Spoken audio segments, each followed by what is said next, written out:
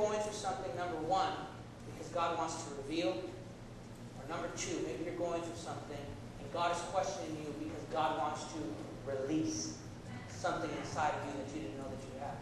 A faith, can I preach to you right here? A faith that you didn't know that you had. A strength that you didn't know that you had. Can I take it a step farther? Maybe you're going through something because God wants to release in you a ministry that you didn't know that you had. A compassion that you didn't know that you had. And so verse 15, 16, and 17 as we begin to close. Are we still good on time? Good. Praise the Lord. He says three things. He says, feed my lambs, take care of my sheep, feed my sheep. Everybody say, feed my lambs, take care of my sheep, feed my sheep. What does this mean for us today? Feed my sheep. Basically what Jesus is saying is this. Okay, Peter, I asked you 3 times. I'm talking to you in front of all these guys. You publicly denied me, but I'm going to publicly restore you. But if you love me, then this is how I want you to show me that you love me. Because we've tried speaking, we've tried words proving it, and Peter, it didn't work. So Peter, let me give you a couple of assignments. Let me show you a couple of ways. Or in other words, display what you say. Turn around and tell someone, display what you say. Okay? And this is what the Lord is saying. If you love me, feed my sheep. Or in other words, number one, if you love me, offer me some kind of service. Serve me. You love me, then serve me. How many of you love him? Then you should be serving him. There should be some kind of physical, tangible service as proof that we love him. I can tell my wife all day, I love you, I love you, I love you, I love you, but if I never give her flowers, if I never help out at the house, if I never do anything, then she's going to say, save your words. Is anybody with me? Okay? Number 2, feed me. Feed my sheep. Number 2, everybody stay with me and write down maturity.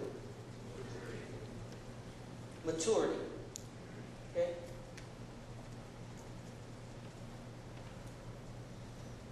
Pastor Oster, I think you know this as well as anybody else, but I'm going to school everybody up right here on a little ministerial trivia that people might not be fully aware of. Sometimes there's a little fun rivalry between pastors and evangelists. And a pastor will say, man, those evangelists, they got it made. They just go to church. They stay in hotels. People treat them. They don't even have to study them. They can use the same preaching all year in different churches. Those evangelists got it made. But then an evangelist looks at a pastor and says, man, those pastors got it made. They get to sleep in the same house every night. You know, they have a steady paycheck coming from the congregation.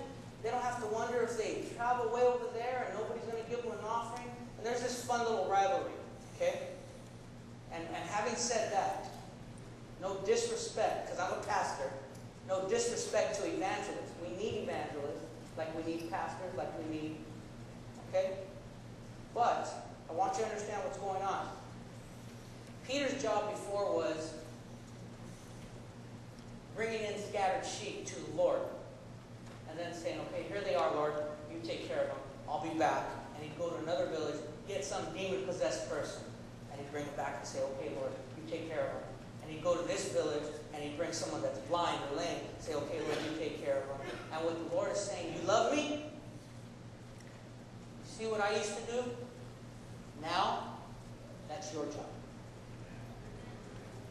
Do you love him? Then there should be, number one, a maturity as time goes by in our ministry. Where Peter went from scattering seed here and there, and the Lord says, I don't want you to just scatter seed now. I want you to become the gardener. And I want you to take care of the garden. I don't want you to just go out and bring on all these lost sheep. I want somebody to bring them to you, and now you But number one, feed my sheep for us today means number one, service. It also means maturity. Maturity in ministry. Maturity in a level of commitment. Our level of commitment should be increasing more and more and more and more. And also a maturity in our faithfulness. That come what may, a year ago, 2 years ago, 3 years ago, that would have stopped us from coming to church. 3 years later, we come to church even more when we're going through something. Is anybody with me? Feed my sheep also talks about a priority. Feed my sheep. What do you mean by priority, Pastor? What I mean is this. As time goes by, one of the ways we show God that we love Him is we make what's important to Him important to us. Is what's important to God important to you? Is what's important to God important to you? And the number one thing that's important to God is people. Are people important to you? Are people important to you? You know, my wife and I get so busy that we have to take the time and take time off to talk to our neighbors about Jesus. We have to say, we set time aside because we're so busy serving God, us, that we don't even always have time to minister and invite our own neighbors to church.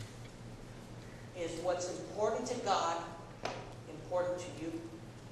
Oh, we got to be careful, and we got to do this, and we got to do that in church. All that is fine. But what's most important to God? How many of you know, can I preach to you? How many of you know that people are more important than this temple to God? Is anybody with me? And so 3 times of public denial, 3 times of public reinstatement. Verse 19 tells us that Jesus says, when you were older, when you were younger, you dressed the way you wanted to dress. Peter, he's calling him Peter again. And you went where you want, but when you're older, somebody's going to dress you, and they're going to take you someplace you don't want to go.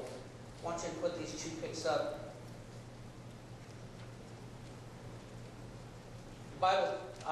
History teaches us that Peter was crucified upside down because he felt he was unworthy to be crucified like the Lord.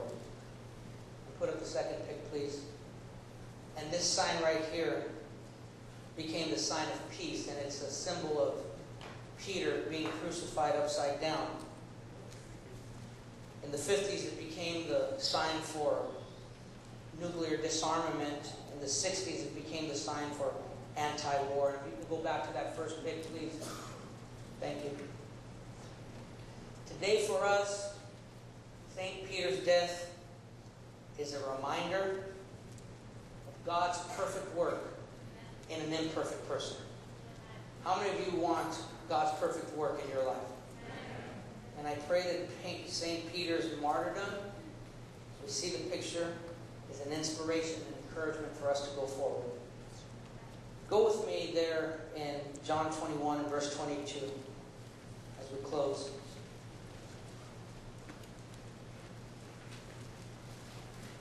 There's always seems to be, Pastor Oscar, this little fun rivalry between Peter and John. Okay? And Jesus is talking to Peter. And while Jesus is talking to Peter, Peter looks around to see where John is.